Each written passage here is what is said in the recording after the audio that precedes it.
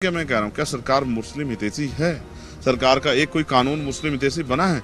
सरकार ने अस्सलामु अलैकुम वरहमतुल्लाहि वबरकातुहू। नाज़रीन इकराम, उम्मीद करता हूँ कि आप तमाम ही हज़रात खैरियत से होंगे।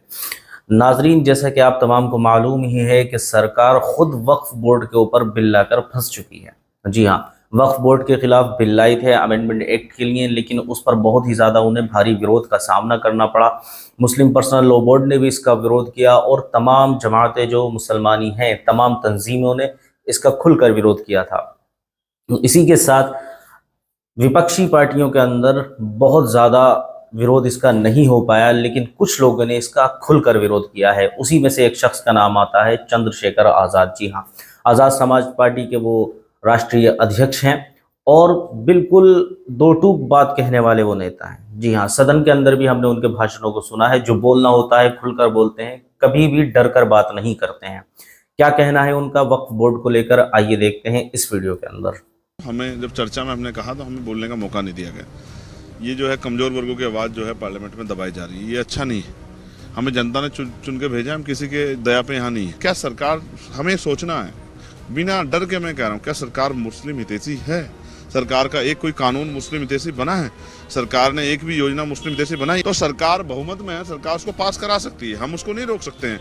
लेकिन गलत अगर कुछ होगा तो हम लोग आवाज़ उठाएंगे। देखिए, मैंने प्रयास किया था कि मुझे मेरी बात रखने का मौका मिले और मैंने इस पर बहुत आवाज़ भी उठाई। पहली चीज़ ये कि जब वो प्रस्तुत किया गया तो हमें जब चर्चा में हमने कहा तो हमें बोलने का मौका नहीं दिया गया। ये जो है कमज़ोर वर्गों की आवाज़ जो है पार्लियामेंट में दबाई जा रही है, ये अच्छा नहीं है। हमें जनता ने चुन के भेजा, हम किसी के दया पे यहाँ नहीं है। दूसरी बात, जब ये बिल प्रस्तुत हुआ और इसको पुरस्थापित करने के लिए कहा गया, तब हमने इस पर डिवीजन की मांग की। हमने और हमारे साथियों वैसे जी ने, तमाम लोगों ने मांग की कि इस पर डिवीजन हो, लेकिन पार्लियामेंट को ओवर रूल करके जो है और उसको जो है उस पर उसको जेपीसी में भेजा गया। सवाल ये है, मेरे आज भी याद है, शहीद आजम सरदार भगत सिंह ने कहा था कि किसी भी जज द्वारा जो फांसी की सजा सुनाई गई, अगर उसके पीछे उसकी नीयत हटा ली जाए तो उस जज में और हत्यारे में कोई ज़्यादा फर्क नहीं होगा। मैंने पार्लियामेंट में सुना, सरकार ने कहा, स्पीकर भी थे और सरकार के मंत्री भी बोल रहे थे, सरकार के एमपी भी बोल रहे थे कि हम अगर सरकार में आए तो विचारधारा के आधार पर सरकार में आए हैं, तो जिन महान पुरुषों की विचारधारा को हम लोग मानते हैं उन्हीं के अधूरे लक्ष्यों को पूरा करेंगे। क्या सरकार, हमें सोचना है बिना डर के। मैं कह रहा हूँ, क्या सरकार मुस्लिम हितैषी है? सरकार का एक कोई कानून मुस्लिम हितैषी बना है? सरकार ने एक भी योजना मुस्लिम हितैषी बनाई? आपने एजुकेशन का बजट किया, मौलाना अब्दुल कलाम जो है वो योजना थी, फेलोशिप थी, वो आपने बंद कर दी। तमाम मदरसों के एड आपने खत्म कर दिए, को उर्दू भर्ती आप लोग करा नहीं रहे हो। तो ये जो सरकार है, ये कहीं से भी मुस्लिम हितैषी नहीं। और मुस्लिम हितैषी होने का दावा करने वाले सरकार को जवाब देना चाहिए कि आपने संविधान को किस तरह से ओवर रूल किया। आर्टिकल 13-14 का वॉयलेशन कर दिया, 25 से लेकर 28 तक जो मूल अधिकार उनका वॉयलेशन कर दिया। आप संविधान विरोधी काम करोगे और हम हाथ पे हाथ धर के बैठ रहेंगे, ये तो नहीं होगा किसी भी कीमत पे।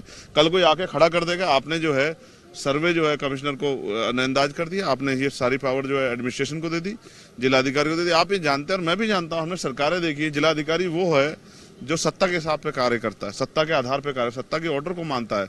जब ये सब होगा तो कैसे न्याय मिल जाएगा? तो सरकार बहुमत में है, सरकार उसको पास करा सकती है, हम उसको नहीं रोक सकते हैं।